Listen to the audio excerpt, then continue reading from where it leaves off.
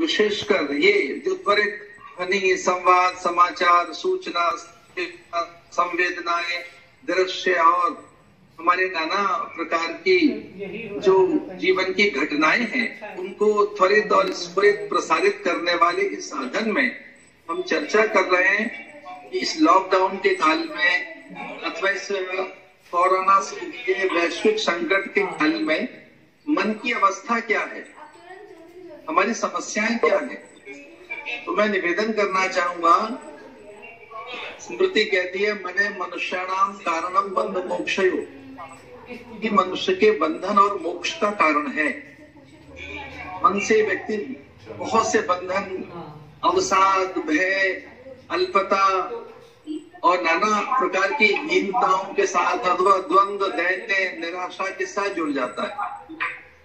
और मन ही कई बार की स्वाभाविक और सकारात्मक सामर्थ्य को जब जागृत करता है, श्रेष्ठ विचार जैसे ही मन जुड़ता है अथवा जैसे ही मन में शुभ संकल्प जागृत होते हैं, तब मन हमारा अलग प्रकार के ऐश्वर्य, माधुर्य और सौंदर्य के दर्शन कर पाता है। तो यह है कि जैसे मन सकारात्मक होता है, हमारे आसपास की समूची सृष्टि अत्यंत सुंदर, शोभित, दिव्य और अपनी सी लगने लगती है। सृष्टि के साथ एक आत्मीयता का अनुभव होने लगता है।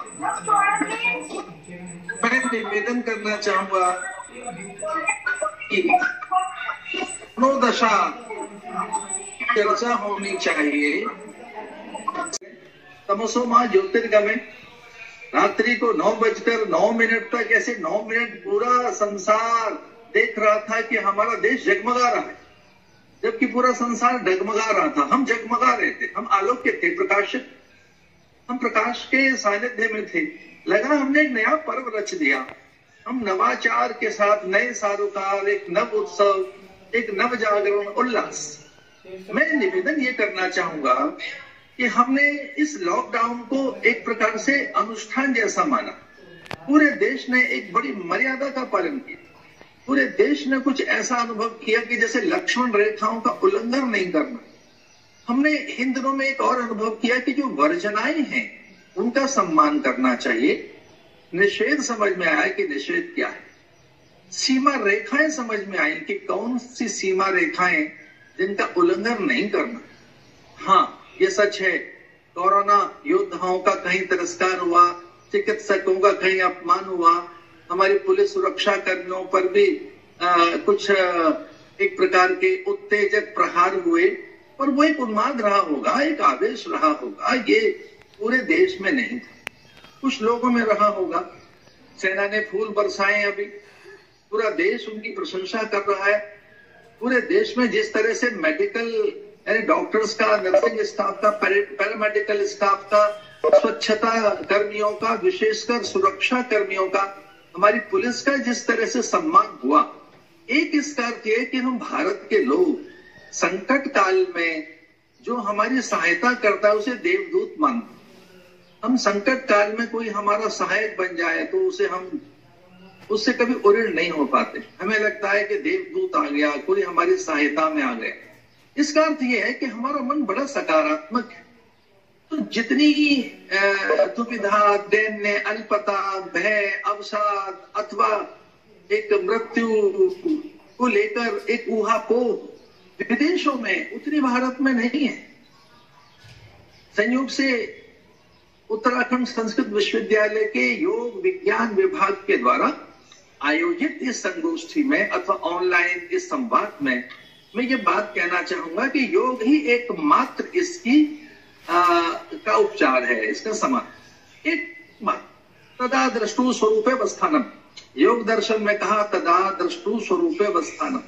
जब दृष्टा अपने स्वरूप में लौट कर आता है तो स्वस्थ हो जाता है। और स्वस्थ होने का भी अर्थ यही है, स्वस्थता का अर्थ भी यही है, अपने में लौटना, स्व में स्थित होना, आत्मा में, अपने स्वरूप में, अपनी निजता में, अपने अस्तित्व में, अपने आप में। तो ये एक तरह से पूरे भारत का अगर रूप देखा जाए तो पूरा संसार भारत की ओर देख रहा है। और हम योग के माध्यम से पूरे विश्व का नेतृत्व कर रहे हैं। अरे इससे बड़ी जय क्या होगी योग की। पूरे संसार ने योग दिवस माना, संसार भर के लोग योग कर रहे हैं। जब पहली बार योग दिवस मनाया गया तो 18 देशों के राष्ट्राध्यक्ष अपने कक्ष में योग कर रहे थे। 55 देशों के प्रमुख लोग और लगभग 160 देशों के राजनयिक योग कर रहे थे। ये योग की विजय है। भारतीय संस्कार, संवेदना, उसकी सभ्यता, हमारी संस्कृति की पूरे विश्व में विजय। इस लॉकडाउन के काल में एकमात्र कोई साधन है तो योग है, और योग भी एक नहीं अनेक है। आप अनुभव करके देखें, गीता का पहला अध्याय विषाद योग है। विषाद ग्रसित अर्जुन, भयभीत, पलायन को प्राप्त अर्जुन, जो ये कह रहा है मेरे से नहीं होगा, मैं नहीं कर सकता, जो अपनी सामर्थ्य, शक्ति, विद्या, विभूति, पौरुष, पराक्रम, पुरुषार्थ और अपने सकल सामर्थ्य को विस्मृत हुए बैठा है, ऐसे अर्जुन को भगवान ने उपदेश दिया। ऐसे अर्जुन को भगवान ने चैतन्य किया और अर्जुन उपदेश प्राप्त करने के बाद अपने अवसाद से मुक्त हुआ। इससे बड़ी तो कोई बात नहीं हो सकती कि महर्षि वेदव्यास ने गीता के पहले अध्याय को अवसाद योग कहा है, विषाद योग कहा है। अरे हमने तो विषाद को भी योग माना है, हम तो दुख को भी योग मानते हैं। जन्म, मृत्यु, जरा, व्याधि, दुख, दोषानुदर्शन। अगर कोई दुख आया है तो वो भी योग जैसा ही है, और उसका उपचार योग में है, विचार में है, सकारात्मक सोच में है, शुभ संकल्प में है, विधेयक चिंतन में है योग। तो विषाद योग से आनंद योग की यात्रा है गीता। परीक्षित मृत्यु की भय से बैठा है, सुखदेव मुनि आए, उपदेश दिया, परीक्षित की मृत्यु का भय चला गया। कथाओं में तो ऐसा भी आता है कि गरुड़ जी को एक प्रकार से भ्रम और मोह हो गया तो काकभूषण जी ने उनको उपदेश दिया। स्वयं ब्रह्मा को नारायण ने उपदेश दिया है। ये योग है, इसको कहेंगे समता योग, विचार योग, क्रिया योग। अच्छा, भारत में तो अद्भुत बात है, मनोयोग। हम तो मनोयोग की बात करते हैं कि स्थिर चित्त है तो मनोयोग है। तो योगा कर्मशु कौशलम, की कोई कुशलता पूर्वक कार्य किया जाए तो योग है। आप इक्विलिटी में रहें, सिंपलिसिटी में रहें, समता योग, ध्यान योग, रस योग, जय योग, लय योग, क्रिया योग, और 3 ये मुख्य योग है, ज्ञान योग, भक्ति योग और ये क्रिया योग। तो जो 3 योग है, भक्ति, ज्ञान और उपासना, इन सब में एक बात है कि हम मन को स्थिर कर लें। अगर मन हमारा बलवान है तो फिर भय हमारे पास नहीं रहे। एक निवेदन और करना चाहूंगा, रोग प्रतिरोधात्मक शक्ति को उज्जीवित करने के लिए कई औषधियां बताई जा रही हैं, जैसे तुलसी का काढ़ा लें, नीम लें, अथवा बबूल, तुलसी, हल्दी की चाय पिए, या कुछ विशेष प्रकार के आयुर्वेदिक प्रयोग की बात की जा रही है। पर इसमें एक नई बात कहना चाहूंगा, और वो मेरा निवेदन ये है कि जब व्यक्ति का मन सबल होता है तब रोग प्रतिरोधात्मक शक्ति अधिक प्रचंड होती है। मनोदशा अगर ठीक नहीं है, भयभीत है, ग्लानि है, क्षोभ है, उसके मन में नाना प्रकार के दैन्य और अभाव है, इससे बड़ा और कोई मुझे नहीं समझ सकता कि उसकी शक्तियां क्षीण हुई। उसके पाचक रस, उसके भीतर में बहुत सी चीजें तब उज्जीवित हो जाती हैं जब सही विचार के साथ व्यक्ति बैठा होता है। तो ये इस योग विज्ञान विभाग के द्वारा मैं इतना से ही कहना चाहूंगा कि करो योग, भगाओ रोग। योग में केवल प्राणायाम और आसन ही नहीं है, विचार भी योग है, ज्ञान भी योग है, ध्यान भी योग है, समता योग है, और अपने भीतर के आनंद को जगाएं, थोड़ा सहज रहें।